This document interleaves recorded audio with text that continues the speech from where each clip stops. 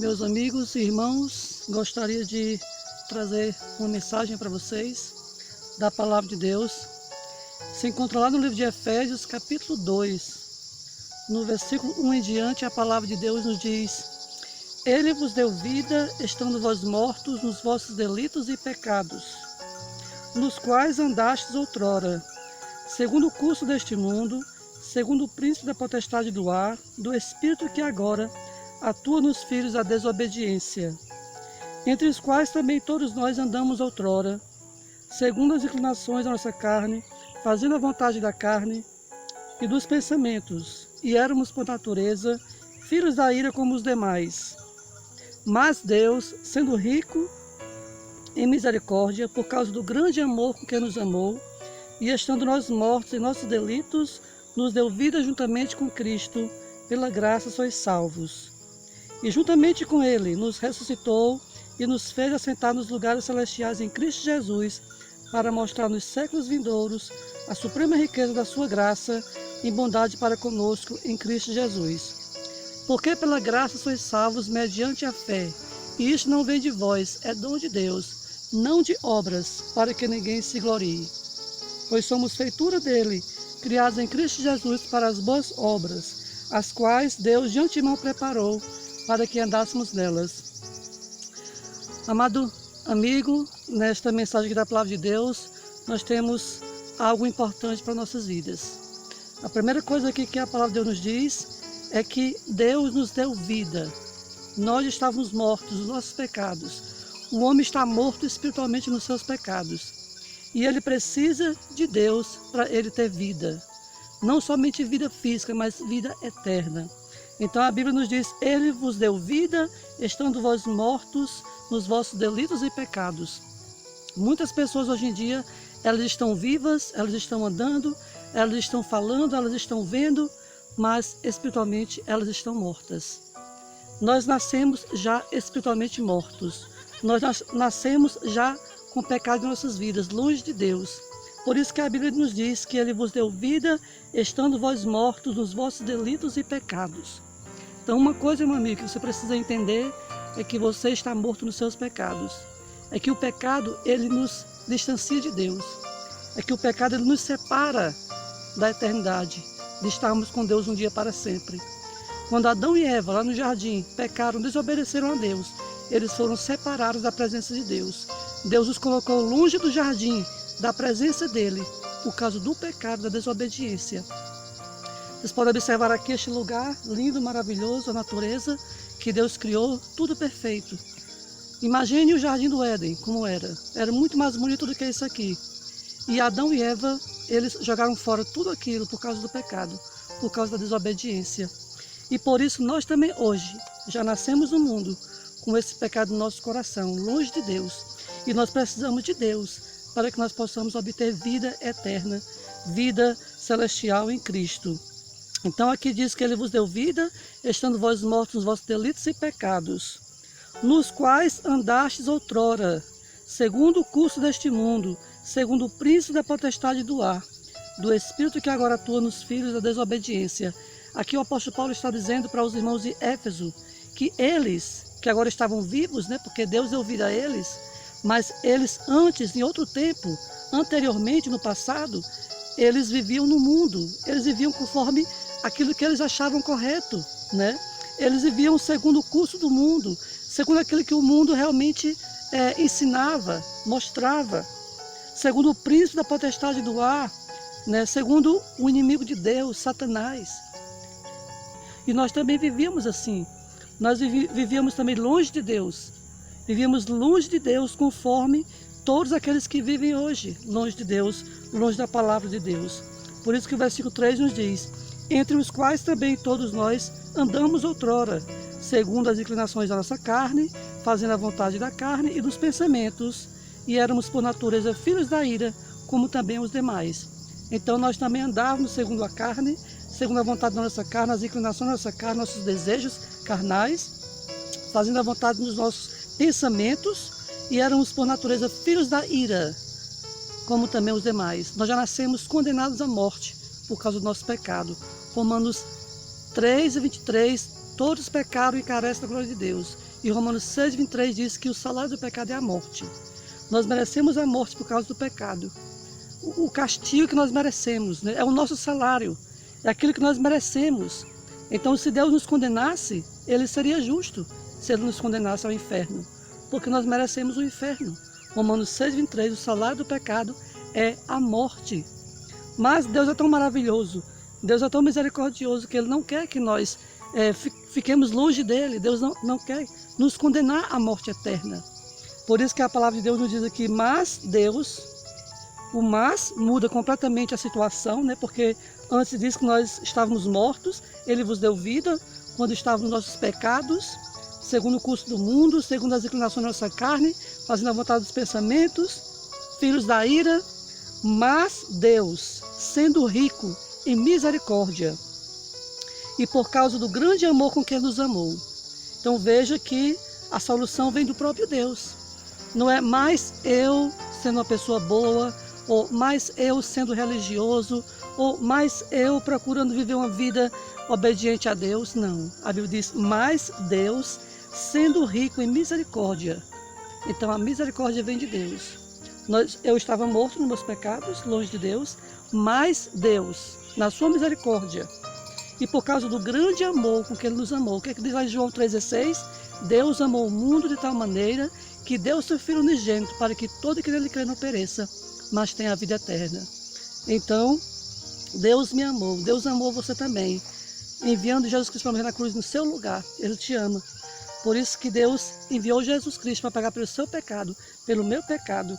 Então, por causa do grande amor com que Ele nos amou, e estando nós mortos em nossos delitos, novamente, ele usa a expressão, estávamos mortos nos nossos delitos, pecados, né? Nos deu vida juntamente com Cristo, pela graça sois salvos.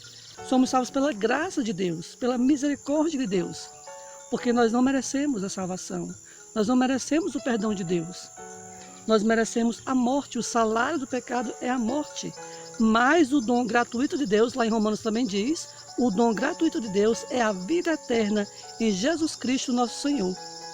Deus nos oferece vida, sabendo que nós merecemos morte. Ele nos oferece o melhor. E cabe a mim, a você escolher a vida. Então ele diz, estando nós mortos, nossos delitos, nos deu vida, juntamente com Cristo, pela graça sois salvos. E no versículo 8, que é bem conhecido, diz, porque pela graça sois salvos. Graça é o favor imerecido da parte de Deus. Mediante a fé, essa salvação, essa graça, vem por meio da fé. Essa graça que Deus me dá de obter o seu perdão, a salvação em Cristo, vem pela fé, quando eu creio, quando eu acredito naquilo que Ele diz em sua palavra.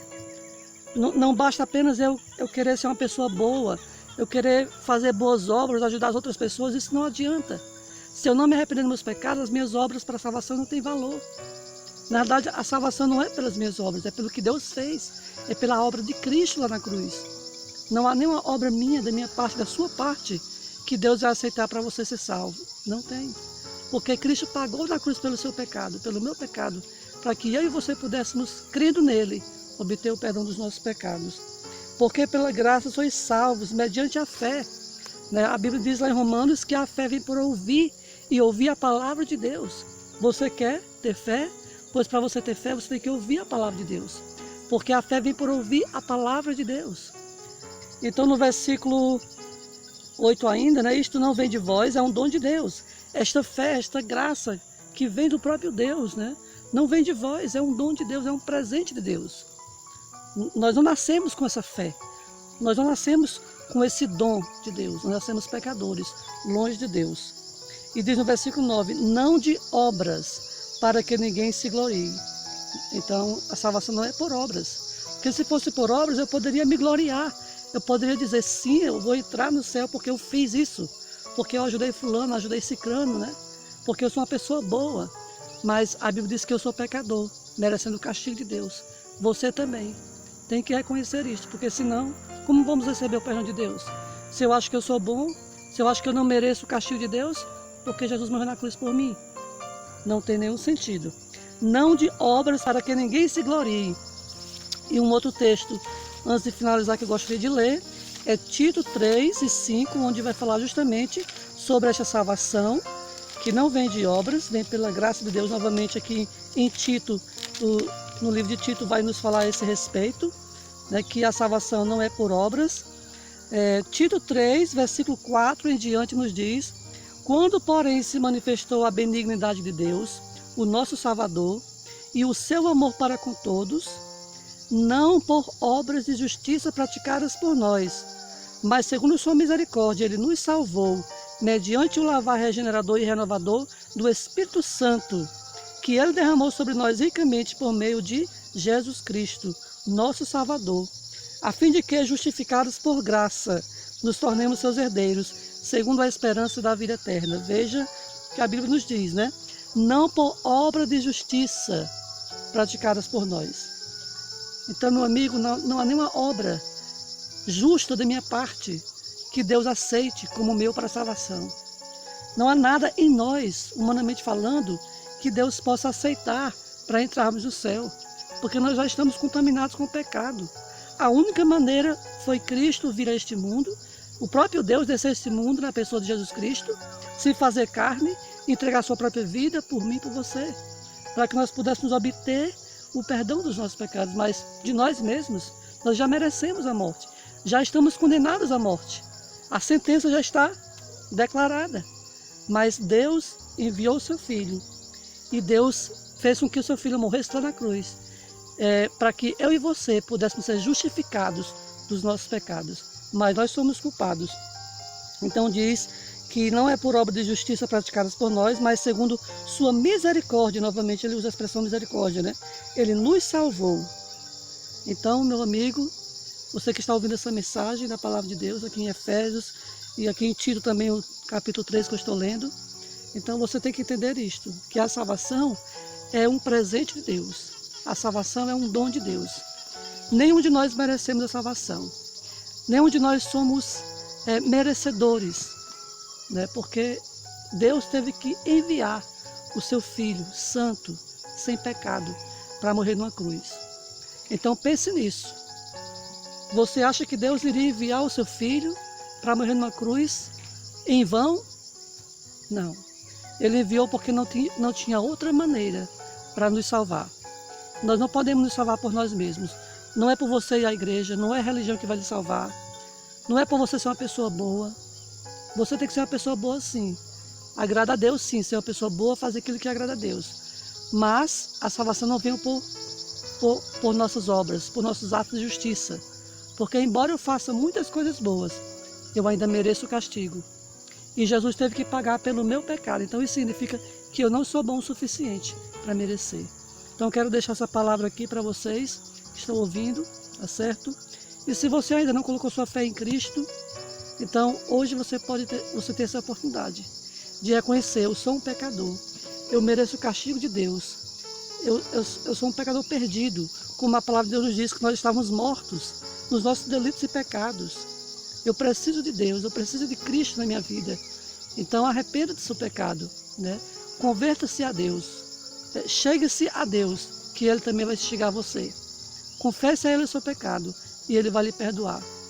Esses dias que nós estamos vivendo, dias de tantas dificuldades, lutas, né, pandemia e tudo mais, talvez você esteja aí desanimado, pensando na vida, o que vai acontecer, né, e sem saber o que vai fazer da sua vida, e achando talvez que Deus não está vendo tudo o que está acontecendo, pessoas morrendo, pessoas doentes, né, e cadê Deus? Onde está Deus? Mas nós temos que entender, meu amigo, que tudo isso não é culpa de Deus. Deus não é culpado pelo que está acontecendo no mundo. Os nossos pecados é que traz todas essas desgraças no mundo hoje em dia, certo? Mas Deus, Ele ainda quer perdoar você. Deus quer entrar na sua vida. Deus quer fazer parte da sua vida. E mesmo que o mundo possa virar de cabeça para baixo, se você tiver Cristo, se você tiver essa certeza em Cristo da salvação, pela fé, então nada desse mundo importa, né? Porque por causa de Cristo, não importa o que vai acontecer no mundo. Eu sei que as coisas no mundo não vão melhorar, vão piorar. Mas por causa da minha fé em Cristo, eu estou aguardando algo muito melhor. Estou aguardando o lar celestial. Cristo está voltando. Cristo está vindo para buscar a sua igreja, para arrebatar a sua igreja. Você que é crente, fique alerta, porque qualquer dia desses, o Salvador está voltando. E se você ainda não é um crente, então arrependa-se logo, porque Cristo vai voltar e Ele vai levar a sua igreja. E o mundo vai ficar aí para sofrer muitas coisas ainda, muito mais do que está acontecendo agora. Que Deus abençoe cada um de vocês e que essa mensagem realmente possa ajudá-lo a entender que a salvação é um presente de Deus. Não é porque nós merecemos, mas pela graça e misericórdia do nosso Deus. Amém? Deus abençoe cada um de vocês.